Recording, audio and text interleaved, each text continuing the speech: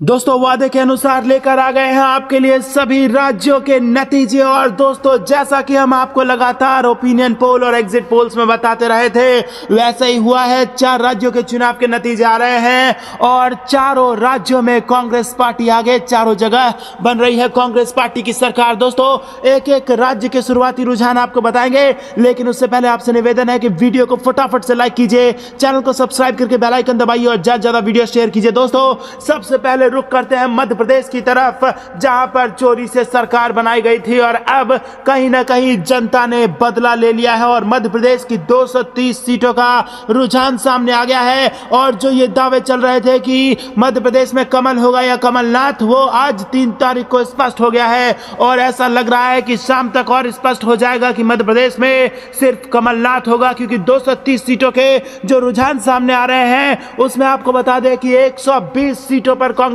Party आगे चल रही है। वहीं दोस्तों 100-105 के आसपास बीजेपी यहां पर चल रही है। 120 सीटों के साथ कांग्रेस पार्टी आगे चल रही है। 230 सीटों वाले विधानसभा में 115 का बहुमत का आंकड़ा है, लेकिन 120 सीटों के साथ कांग्रेस पार्टी बहुमत के आंकड़े से 5 सीट ज्यादा है। तो दोस्तों जैसे जैसे शाम होता जाएगा वैसे वैसे ये और आगे बढ़ता चला जाएगा और कांग्रेस पार्टी मध्य प्रदेश में सरकार बनाने में कामयाब हो सकती है। या फिर यूं कहिए कि जिस प्रकार से कांग्रेस के हाथों से सत्ता बीजेपी ने छीनी थी, उसका बदला जनता लेती दिखाई दे रही है और वापस कांग्रेस को अपना जनादेश देते नजर आ रही है। और दोस्तों चौंकाने वाले आंकड़े तेलंगाना के हैं, जहां पर 119 सीटों के जो रुझान आए हैं उसमें सिर्फ और सिर्फ कांग्रेस ही दिखाई दे रही है। बीजेपी का तो सुपड़ा साफ हो चुका है। जी हां दोस्तों, 119 में से 74 सीटों पर प्रचंड बहुमत वाली सरकार तेलंगाना में कांग्रेस पार्टी देने जा रही है। 74 सीटों पर आगे है कांग्रेस पार्टी।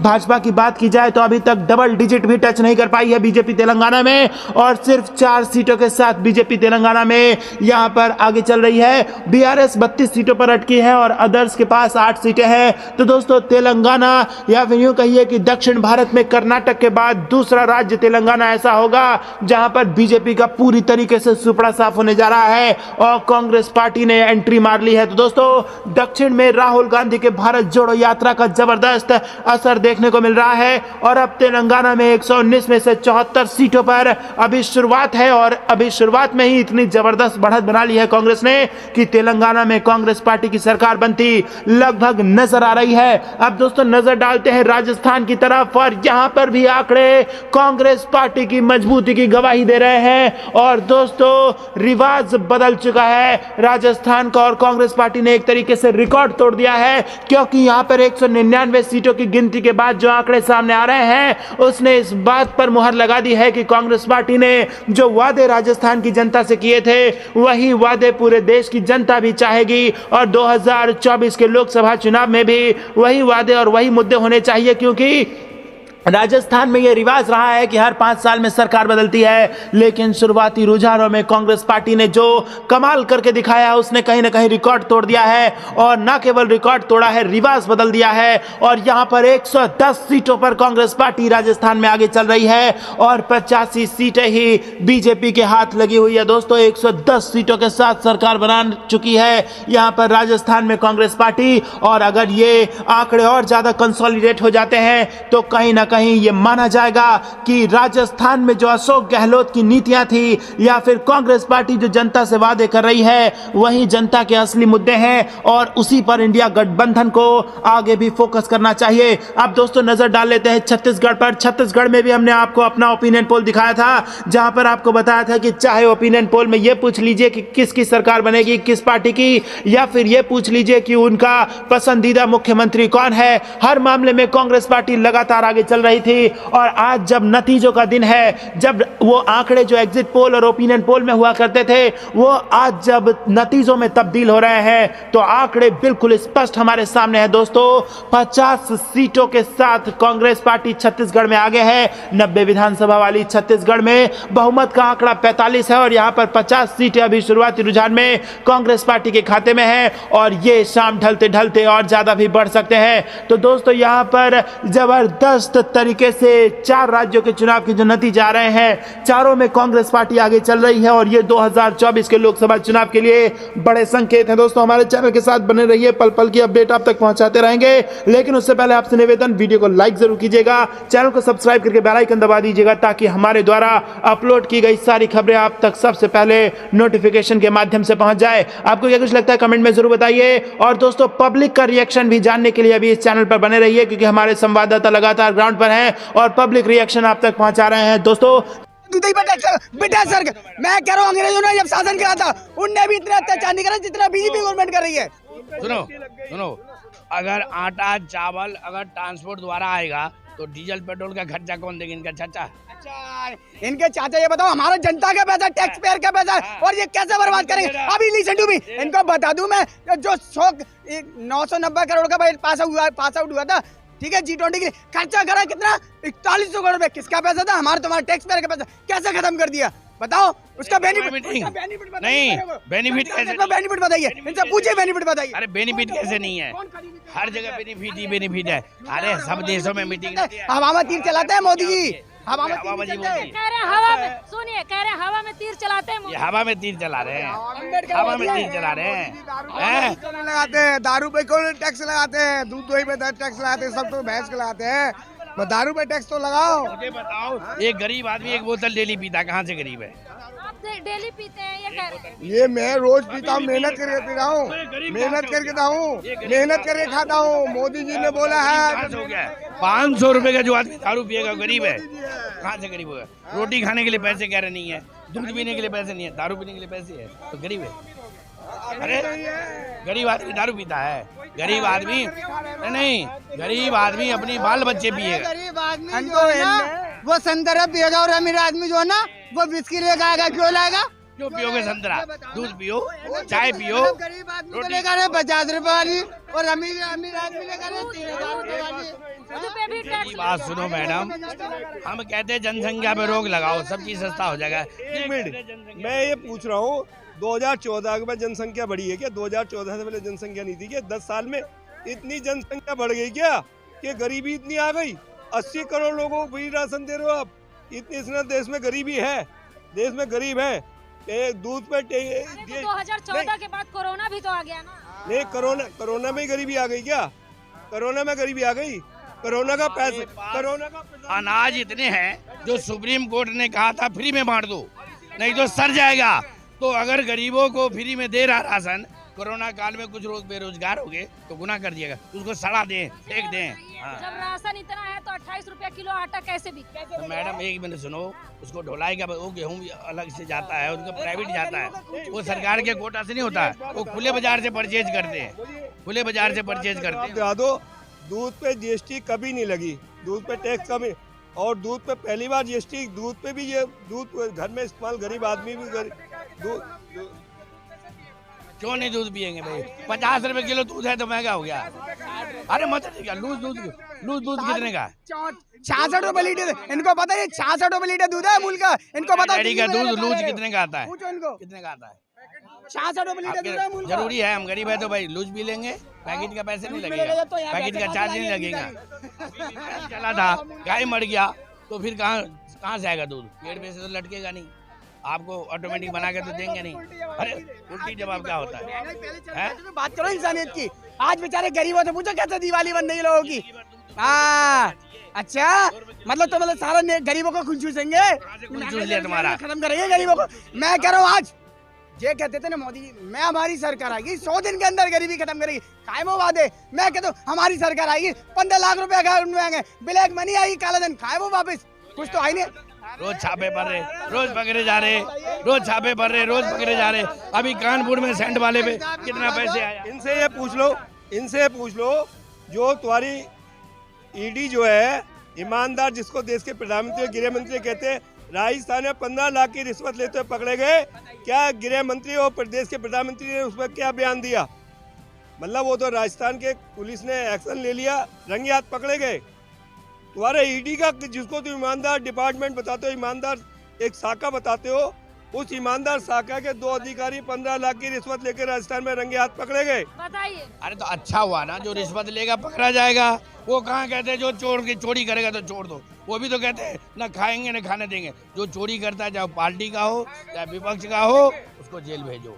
मना तो नहीं किया मोदी जी ने, सिफारिश तो नहीं कर दिया ना फोन करके कि भाई हमारा आदमी है छोड़ दो। बताऊं, अजीत पवार को 70,000 करोड़ घोटाला देश के प्रधानमंत्री कह रहे थे कि अजीत पवार के पास 70,000 करोड़ घोटाला, उसके 9 विधायकों पर घोटाला ईडी और सीबीआई ने प्रूव करा और उनको अपनी पार्टी में लेकर उन्होंने पता नहीं वो मोदी सरफ कौन सा आ गया, कौन सा पाउडर बीजी वो पता है क्या है? बीजेपी वॉशिंग पाउडर निर्मा दूध सी सफेदी चमकते ही आए, क्रिमिनल से क्रिमिनल सफेद हो जाए, वही वाली बात है। भाई उसका कोर्ट में केस चल रहा, कोर्ट करेगा फैसला की फैसला करेंगे सब। जिसके ऊपर भी मुकदमा है कोर्ट न्यायालय करेगा फैसला। न्यायालय अगर उसको दोषी मान ले तब हम मानेंगे दोषी। चलो सजा पहले किसको मिली, नहीं पहले किसको सजा मिली, किसको नहीं मिली। राहुल गांधी जमानत पे है, सोनिया गांधी जमानत पे है, सब जमानत पे है, क्यों नहीं जेल हो जाती कम से कम सजा तो मिलती है, बीजेपी सरकार में सजा मिलती है। एक मिनट लिसन टू मी। जब कोर्ट क्या कहना होता है, आप जुर्म साबित करो दोषी को सजा मिलेगी। जुर्म साबित नहीं करो तो राहुल गांधी जी ने कहा जुर्म साबित ही नहीं हुआ तो उनको बेचारों बरी होना पड़ा। गलत होता है।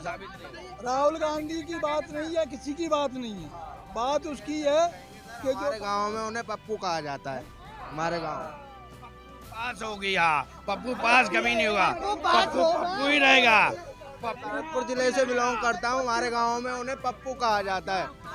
पता नहीं सर, बासड़ी ऐसे ऐसे देते हैं वो।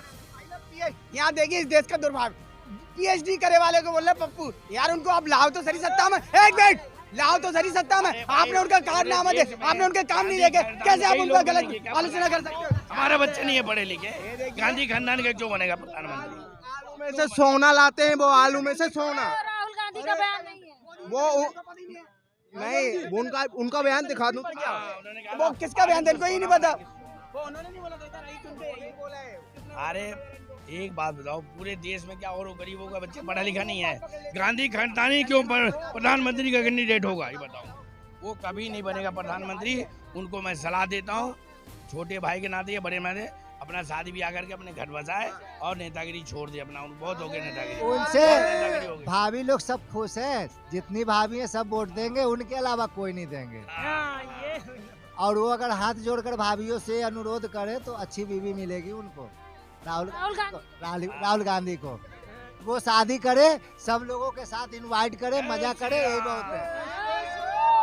यही कह रहा हूँ, राहुल गांधी प्रधानमंत्री नहीं बनेंगे, कभी भी नहीं बनेंगे। जो खुद जमानत पे बाहर है वो दूसरों को बता रहे कि ये करा वो करा वो करा। खुद माँ बेटे दोनों जमानत पे बाहर हैं, ये पता है आपको ना? दोनों माँ बेटे जमानत पे बाहर हैं, दूसरे पे इल्जाम लगा रहे हैं, बैठे बैठे सेटिस्फाइज कर रहे हैं उन्हें। पीएचडी कितना बड़ा पीएचडी है यार वो। भाई कुछ भी हो, एक मिनट मैं कह रहा हूँ कोई भी कुछ भी नेता हमें, एक मिनट हमें नेता वो चाहिए। सुन तो ले, अरे तू चिल्ला रहा था तो हम सुन नहीं रहे। एक मिनट, जनता के हित में काम करे, नेता वो परफेक्ट है, कोई भी हो, हमें कोई दुश्मनी नहीं किसी से, जनता के हित में काम करना चाहिए। अगर परफेक्ट होता तो इस बार भी, पहली बार भी जीत सकता था, लेकिन परफेक्ट होता ना तो इस बार भी होता। ऐसा कुछ नहीं है भाई साहब। इन्हें कहा पहले तो मैं मुजफ्फरनगर का हूँ, आप मुजफ्फरनगर के हो। बिल्कुल, मुजफ्फरनगर एक गन्ने का बहुत बड़ा क्षेत्र है और जो किसान क्रांति हमेशा उठी है, चाहे वो कांग्रेस के दौर में आवाज उठाई हो, चाहे बीजेपी से लोहा लिया हो, चाहे जनता दल से लोहा लिया हो।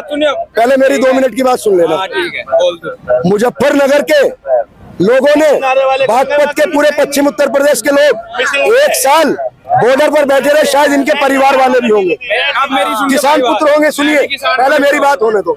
किसानों की, ये किसान का बेटा, सुनिए, किसानों के अपने हक की आवाज उठाई, उनसे मोदी जी ने या उनके किसी मिनिस्टर ने उनसे यहाँ मिलने नहीं आया। 1 साल वो बारिश में, ठंड में, गर्मी में बैठे रहे, उन्हें खालिस्तानी तक कह दिया और ये कह रहे हैं मैं किसान का बेटा हूँ। आप भी खालिस्तानी हो? किसान को अब सुन ले 1 मिनट, इसकी सुनी ना आपने? मेरा बाप भी किसान है भाई, लिमिट में। हाँ तभी बात दूंगा, बात ले, गाली दी मुझे भाई, मैंने आपका प्यार से जवाब दे।